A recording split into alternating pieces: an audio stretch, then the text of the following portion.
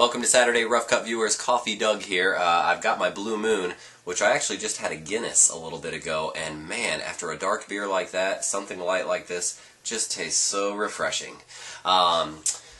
It's nice to see you. Welcome to Saturday. This week I wanted to review, and it's going to be a pretty quick review, I think. I wanted to review the 2010 documentary Catfish. That one got a lot of publicity around, in the film festivals and around the internet. A lot of people have heard about it. The first thing I want to say about Catfish is when you watch it, however you get a hold of it, it's on demand right now as I'm filming this, so hopefully you can find it on demand. Don't read up about it first, please. Just check it out and see what you think. I'm going to give you a little overview, but if you read too much, it will be ruined for you, and that'll be disappointing. Even if it has been ruined for you, though, with that disclaimer, it is still well worth watching. So if you haven't seen it, but you know what it's about, still watch it, because it's a great documentary. It stars a guy named Neve from New York City, who's a photographer. It is directed by his brother Ariel and their friend Henry. And the overall story is, like I said, Neve's a photographer, and he gets in the mail a painting of one of his photographs by a 9-year-old girl that lives in Michigan. So she sends him this painting, and he starts corresponding with her on Facebook and the internet and stuff like that, and sometimes talking to the mother on the telephone, and talking to the 9-year-old girl's older sister, who's in her 20s, and they kind of strike up a little more than a friendship.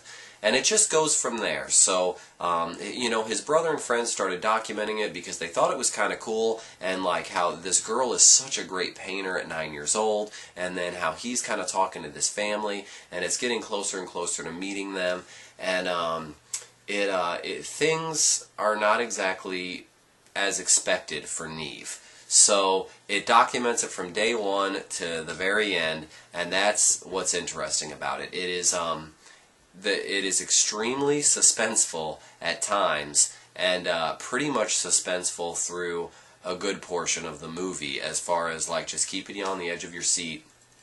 There are scenes in there that will just make your jaw drop. And like I said, I hate that I can't talk about it too much, but it is just very worthwhile to invest your time in. If anything, I kind of feel like it's just the story of modern relationships and the consequences of them. And what I mean by that is, there are a lot of friends that probably all of you by now have on Facebook, or even people that if you want to tell them something, you'll text them.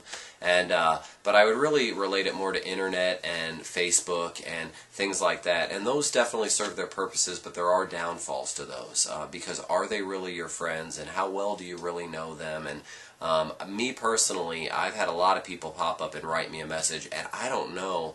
It's hard for me to remember who they are a lot of times because they're not like a personal friend of mine, and it addresses those issues. So it's just very good. I want to hear what a lot of you think about it. And the big debate over this, which I did want to talk about real quickly, that is the documentary real or is it faked? In my opinion, it doesn't matter.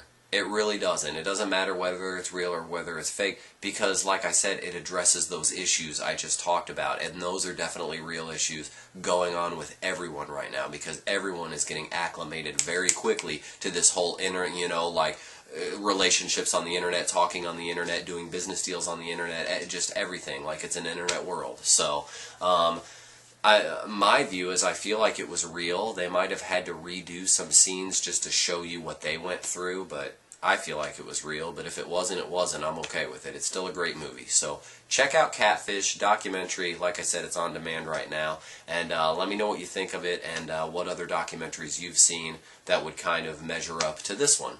So until next week, Coffee Doug, thank you. Hope I'm not out of place, but Courtney Love, sit on my face. Courtney Love.